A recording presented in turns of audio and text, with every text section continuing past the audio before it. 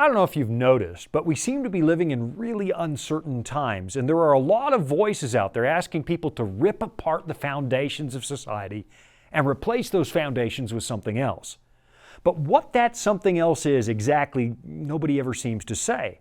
And it turns out some of these deconstructors are building on long-forgotten and wrong-headed ideas that go back a really, really long time.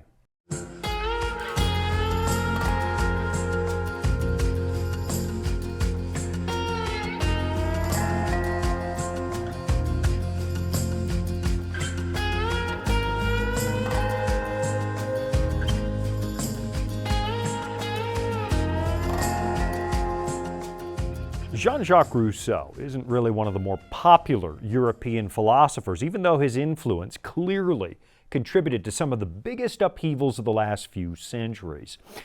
Not the least of which were the likes of the French Revolution of the late 18th century and the communist overthrow of the Russian czars in 1917. But go get a first-year textbook of Western philosophy and just page your way through it, and you'll find precious little space given to Rousseau. He just isn't a top 40 philosopher. So I thought today, maybe in the spirit of fairness, I'd spend some time talking about Rousseau's contribution to 18th century thought. Not because I like the guy, but because the stuff he wrote kind of forces us to explore the nature of human existence.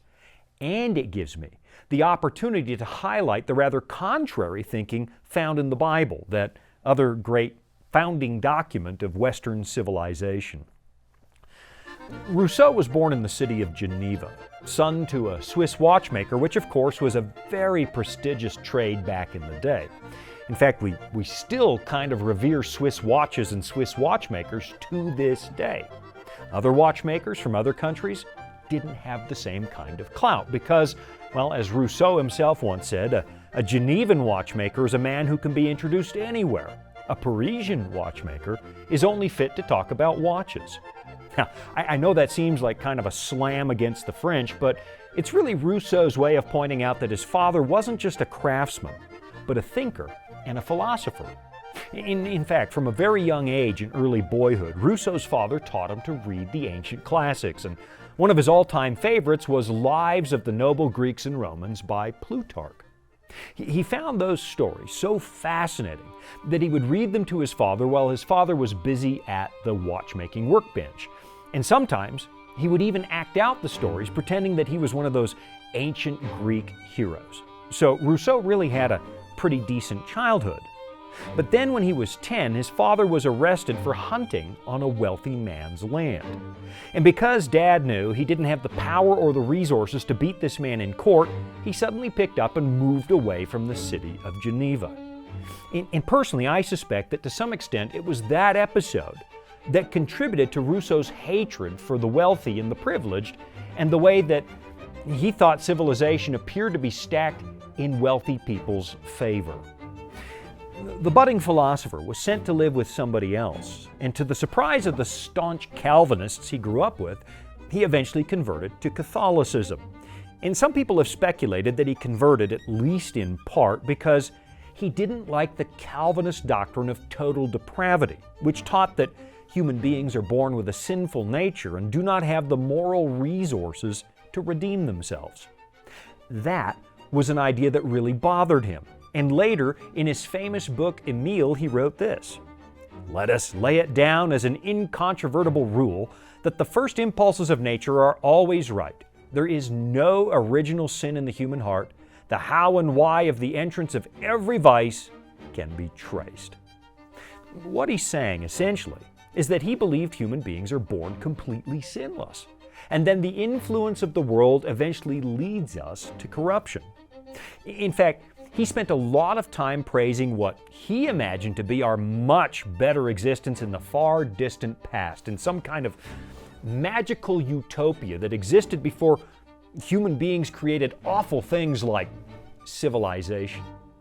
Now, if you go back to the 19th century and even a little bit earlier, back to Rousseau's day, you'll find lots of people pining for a more natural existence. They wanted to return to what they imagined was a more exalted way of living in the far distant past.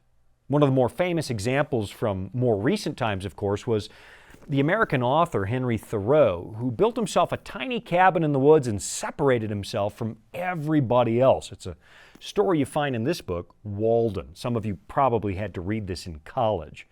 What Thoreau imagined was that he was separating himself from the slavery of everyday human existence, in part because he didn't have to hold down a job anymore. And near the beginning of this book, here's what he says. I see young men, my townsmen, whose misfortune it is to have inherited farms, houses, barns, cattle, and farming tools, for these are more easily acquired than got rid of. Better if they had been born in the open pasture and suckled by a wolf, that they might have seen with clearer eyes what field they were called to labor in.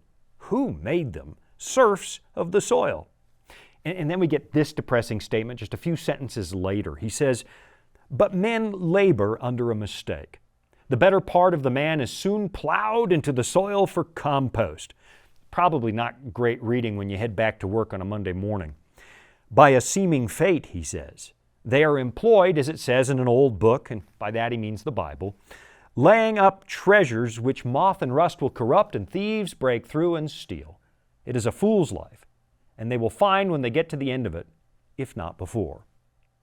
Of course, Thoreau is distorting what the Bible actually says, because what Christ is talking about at that point in the Sermon on the Mount is not the act of just working for a living, but making the accumulation of wealth your first priority. What Jesus doesn't say is that you shouldn't go to work, which becomes, well, really obvious if you take the time to read the whole Bible.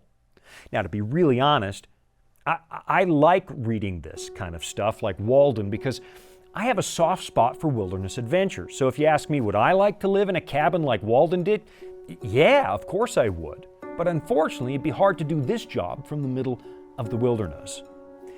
So you got to wonder, where in the world did Henry Thoreau get such a negative view of modern life and working? Well, you got to admit, he kind of has a point. I mean, the fact that we get paid to go to work reminds us that most of us would rather be doing something else most days. And it reminds us that the book of Genesis is completely right when it says that working hard is, well, part of a curse. But at the same time, the Bible is still full of reminders that hard work has become absolutely necessary now that we no longer live in paradise. Let me show you just a couple of famous examples. Here's one that you find over in the book of Proverbs, where it says, "Go to the ant, you sluggard. Consider her ways and be wise, which having no captain, overseer, or ruler, provides her supplies in the summer, and gathers her food in the harvest. How long will you slumber, O sluggard? When will you rise from your sleep? A little slumber, a little folding of the hands to sleep. So shall your poverty come on you like a prowler, and your need like an armed man."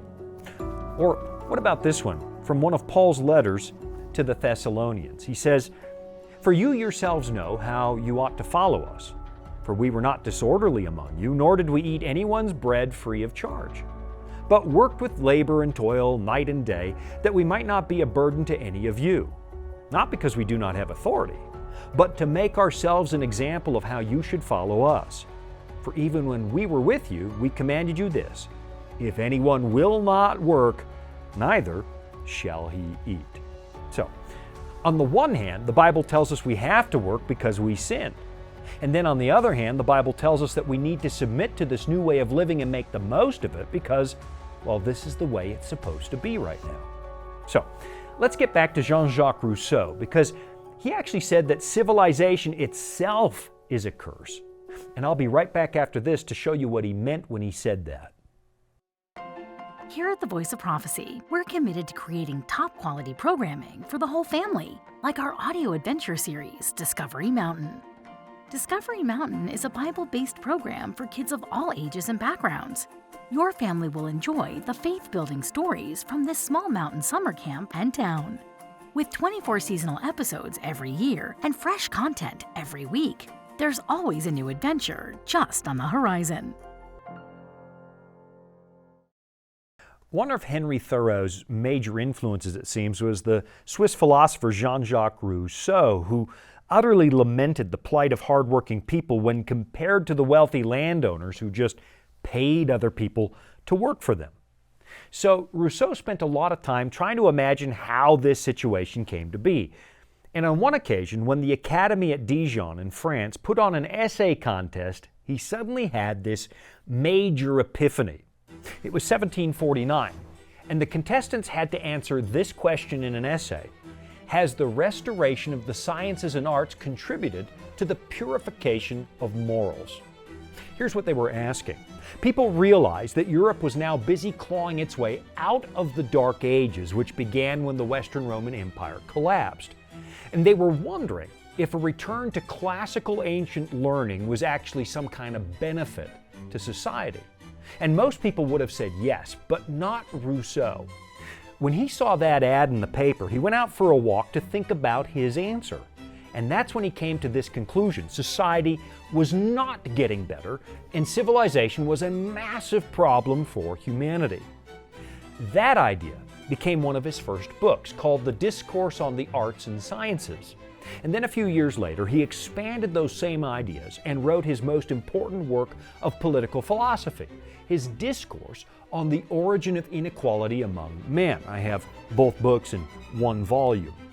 And this is kind of where things start to get, well, weird.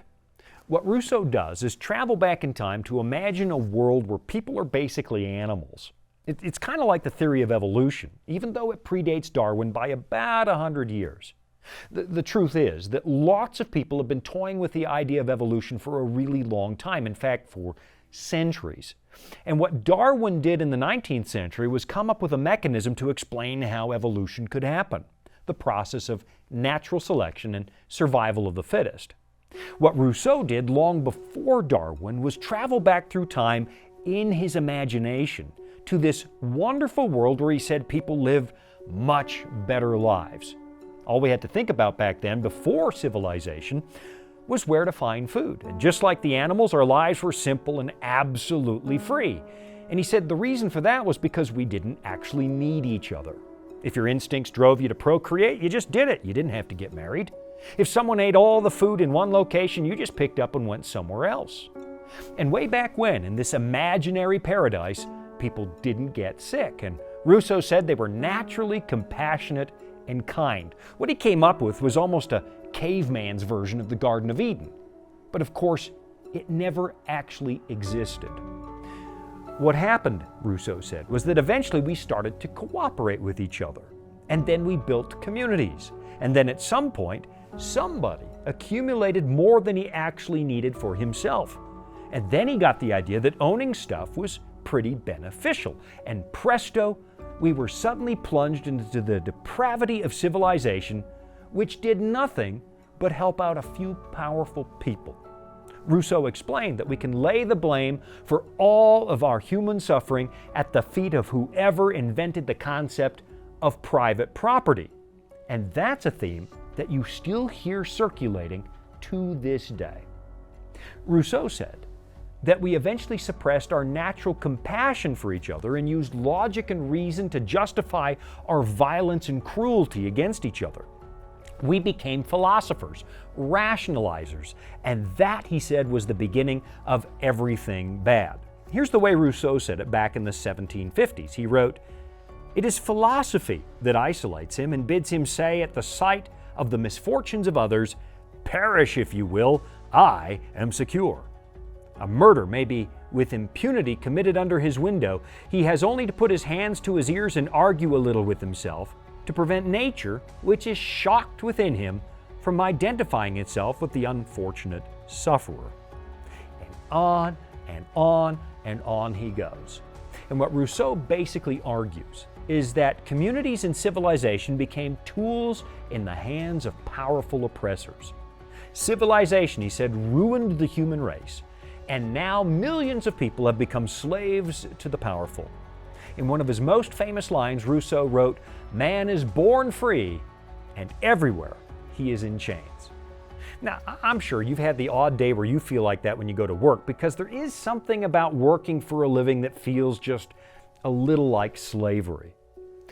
But what I want you to notice now is how back in the 18th century, Rousseau is actually anticipating a train of thought that would create some of the biggest upsets in human history.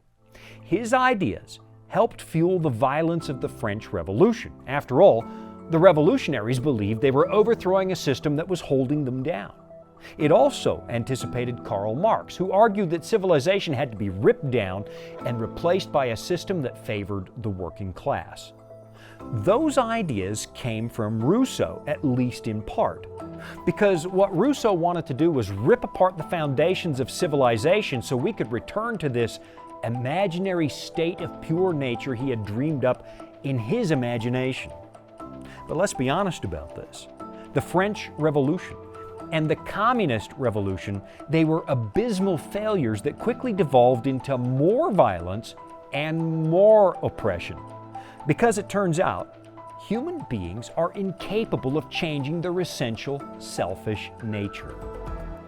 Now, I know that some of you are wondering where in the world I'm going to go with this. And if you're patient, I'm going to take a quick break and then I'll come back and show you where we're going. Because even though the French Revolution was a bloody, violent spectacle, and the Soviet Union ultimately failed, some of Rousseau's thinking lives on to this very day. So don't go away. I'll be right back. Life can throw a lot at us. Sometimes we don't have all the answers. But that's where the Bible comes in. It's our guide to a more fulfilling life.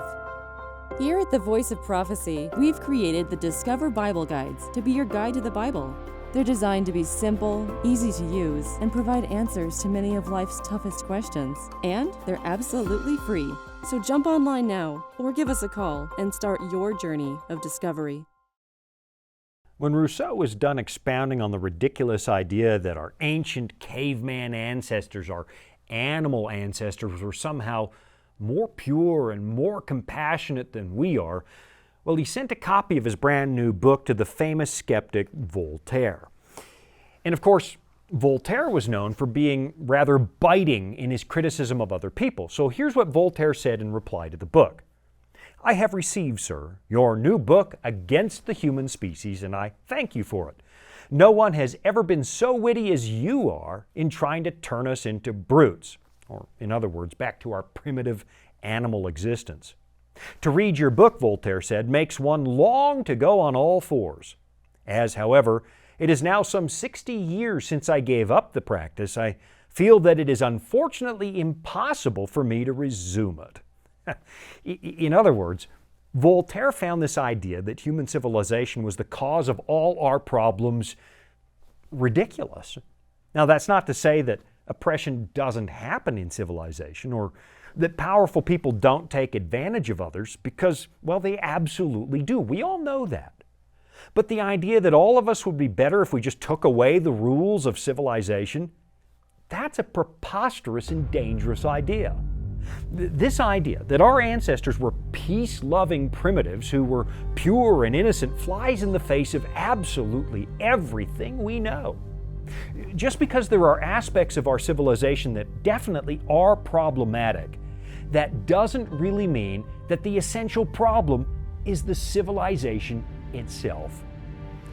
The real problem, according to the authors of the Bible, is human nature.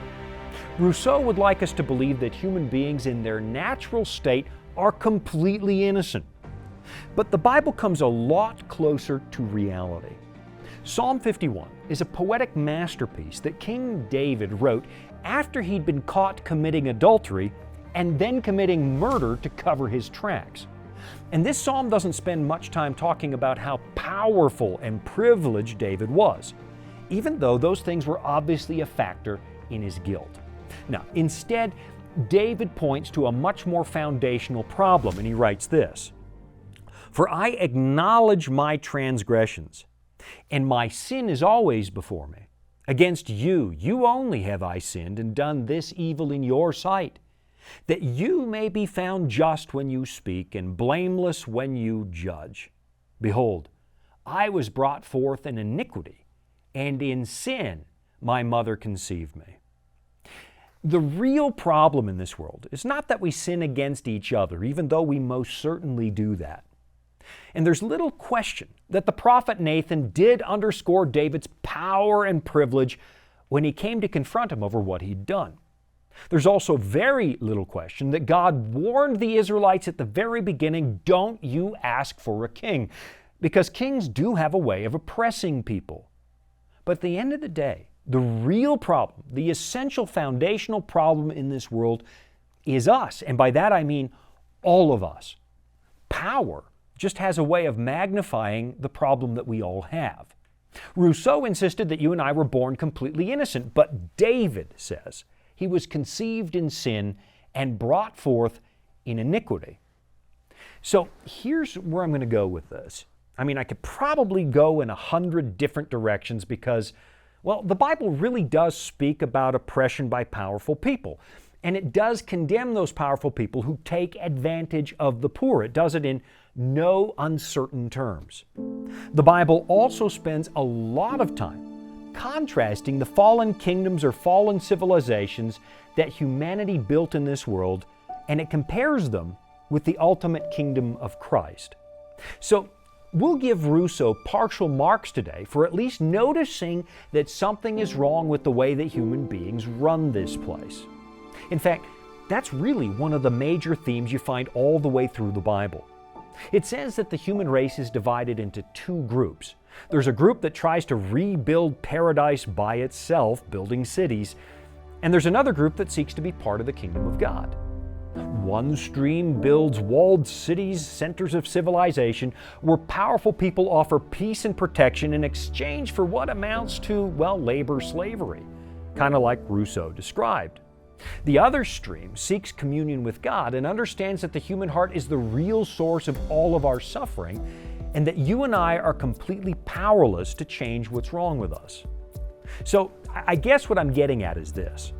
If we want to take Rousseau's word for it, then all of our problems are actually caused by somebody else.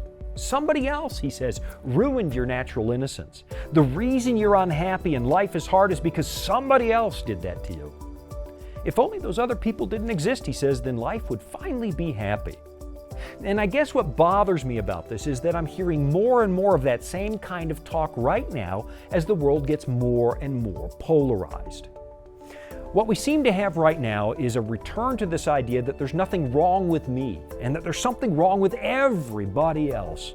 It's everybody else's corruption that's ruining this place. It's the system that's keeping me down. If only all those powerful, privileged people were suddenly gone, then life could return to a pure, natural state and we could all be equal and my natural goodness could shine. Except we all know, instinctively, that's a bunch of baloney. People are not naturally good. I mean, there's no doubt that a worldly system constructed by selfish people is going to be wildly imperfect. And there's little doubt that when you give selfish people a little bit of power, they're almost always going to abuse it. I mean, just look at the former Soviet Union. It's Exhibit A for the writings of Karl Marx. Back in 1917, revolutionaries seized power and they took it away from the royal family, from the one-percenters, I guess you could say.